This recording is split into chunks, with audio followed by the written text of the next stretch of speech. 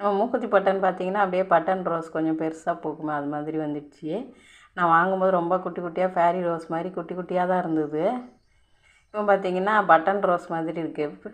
மூக்குத்தி பட்டன் மாதிரியே இல்லை. மூக்குத்தி பட்டன்னா ரொம்ப குட்டி குட்டியாக இருக்கும் நினச்சா, இது பார்த்தா கொஞ்சம் பெருசாகவே வருது.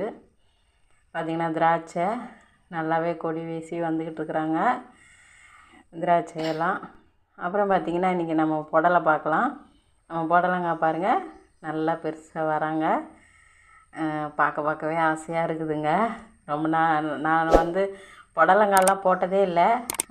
எங்கள் வீட்டில் வந்து அவரைக்காவும் பீன்ஸும் தான் வந்துக்கிட்டே இருக்கும்.